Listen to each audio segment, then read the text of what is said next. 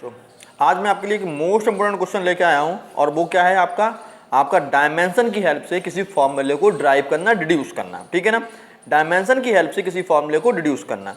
अब इस क्वेश्चन में है क्या, ठीक है ना, क्वेश्चन में गिवन है आपके पास कि एक वेलोसिटी v है, the velocity v of a water wave depends on wavelength. जो पानी की वेव है उसकी वेलोसिटी जो है वो किस पर, वेवलेंथ पर डिपेंड कर रही है। क्वेश्चन में गिवन है, डेंसिटी पर गिवन कर रही है और and acceleration due to gravity g, small g पर डिपेंड कर रही है। आपको करना है deduce by the method of dimension the relation between these quantity. आपको यानी कि velocity number 1, number 2 wavelength, number 3 आपका डेंसिटी और नंबर 4 ग्रेविटेशनल एक्सेलरेशन, इन सब का आपको क्या करना है कि रिलेशन बनाना है। चलिए, मैंने आपसे क्या कहा था, सबसे पहले आपको नहीं मालूम है तो आप डायरेक्ट पावर ABC लगाते हैं। कैसे? लेट क्या करें, V directly proportional to lambda की power E, V directly proportional to rho की पावर B और V directly proportional to G की पावर C। इकट्ठा कर लेते हैं तो V equal to directly proportional की साइन क्या लगाते हैं, K, और ये क्या, K एक डायमेंशन लेस क्वांटिटी बताया आपको, लैम्डा की पावर A, रो की पावर B और G की पावर C। ये आपकी एक मेन इक्वेशन बना दी है मैंने आपकी, और इसको आपको याद रखना होता, कैसे बनाई समझ में आ गया होगा।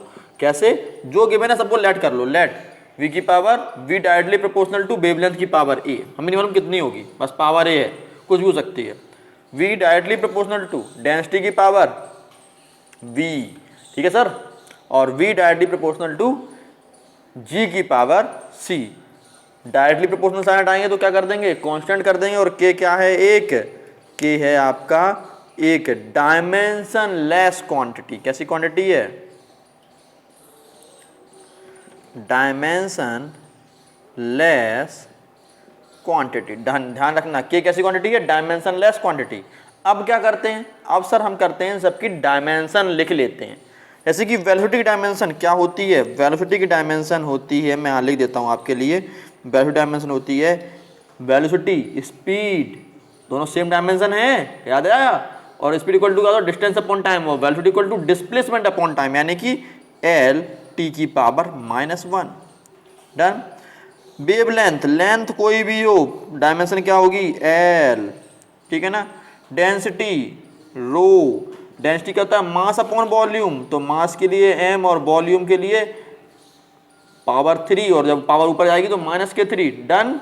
और नेक्स्ट ग्रेविटेशनल एक्सेलरेशन, कोई भी एक्सेलरेशन हो, LT की पावर -2, याद रट पड़ी है आपको ऑलरेडी, सब डायमेंशन लिख डाली हमने यहाँ पे, इसीलिए लिख डाली कि आपको बाद में दिक्कत ना हो। अब क्या करना है, डायमेंशन सब कहाँ रख देनी है, सारी की सारी डायमेंशन आपको रख देनी है, आपको कहाँ पर, यहाँ पर इक्वेशन 1 में, ठीक है ना। Put dimension of all quantity in equation 1। बेटा इक्वेशन 1 में डायमेंशन रखो सभी क्वांटिटी की। कैसे? देखो भाई, LT की पावर -1, V की रख ली, अब K तो डायमेंशनलेस क्वांटिटी है, लैम्डा L की पावर कितनी, 1, और पावर कितनी लगनी है, A, देखो जो लिखी है A छोटी सी, ठीक है। फिर क्या है, डेंसिटी, रो मीन्स डेंसिटी, और डेंसिटी की क्या है, M L की पावर -3 की होल पावर V, और नेक्स्ट क्या है, G L T की पावर -2 की होल पावर C। इकट्ठी करते हैं एक बार, L T की पावर -1 इक्वल टू L की पावर A, ठीक है ना, M की पावर B, L की पावर -3B, क्योंकि B का मल्टीप्लाई होगा तो कितना हो जाएगा, -3B, ठीक है ना। अब देखो कितनी हो जाएगी L की पावर,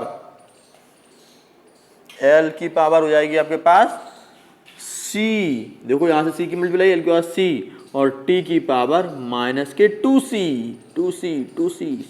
चलो भाई डन। अब देखो L T की पावर -1 इक्वल टू यहाँ पर एल की पावर कितनी है, एक एल देखो ए और कहीं और भी है सी, ए प्लस सी, क्योंकि मल्टीप्लाई पावर जुड़ जाती है, ए प्लस सी। एम की पावर कहीं एम अकेला है बी, और एल की पावर, एल की पावर एक और भी दिख रही है यार मुझे, तो इकट्ठी कराओ ना पहले, एल की पावर ए माइनस 3b, ठीक है ना, एल एक जे है और एक एल जे भी है, ठीक है ना, और एक एल जे भी है, तो प्लस सी। अब ठीक है, एम की पावर बी और टी की पावर माइनस 2c। डन, समझ में आ गई बात। एम एम एम तो एक ही जगह था इसलिए बी कर दिया। अब करो compare, compare power both side, compare करा दो। m की पावर कितनी है यहाँ पर b, और यहाँ पर b है ही नहीं, तो b इक्वल टू तो आपके पास आ गया 0, दिख गया, क्योंकि m की पावर है ना। चलो मैं आपको लिख देता हूँ पर फॉर m। चलो भाई m के लिए कंपेयर कराओ, m के लिए यहाँ कितनी है 0 और यहाँ कितनी है m की b, तो b की वैल्यू निकल आई कितनी 0। अब किसकी कंपेयर कर रहे हैं, देखो अब किसकी कंपेयर कर रहे हैं, अब हम कंपेयर करेंगे आपकी किसकी, टी की कंपेयर करें, कितनी है टी की, फॉर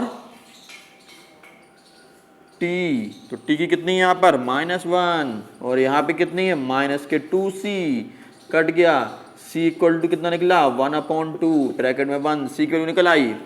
आप किसकी करें, फॉर एल, चलो भाई एल के लिए कंपेयर कराते हैं, पावर कितनी है यहाँ पर 1, यहाँ पर a minus 3b plus c, value put करो 1, एक जगह पर a रखो, b की वैल्यू ऑलरेडी पता है 0, तो -0 plus 1/2, 1 equal to a plus 1/2, और इधर इसको उधर भेज दो तो कितना हो जाएगा 1 माइनस 1/2, कितना होता है 1/2 बचेगा, तो a इक्वल टू कितना निकल के आया, डायरेक्ट लिख देता हूँ, a इक्वल टू 1/2, भैया a भी निकल आया 1/2। अब क्या करना है, ए बी सी के वैल्यू कहाँ पुट करनी है, इस एक क्वेश्चन में, put value of A B C कहाँ पर, इन इक्वेशन, किस इक्वेशन में, इन इक्वेशन ए, वैल्यू कहाँ रखनी है, इन इक्वेशन ए में, put value of A B C in equation capital A में पुट कराओ। चलो भाई कराते पुट, कैसे पुट करें,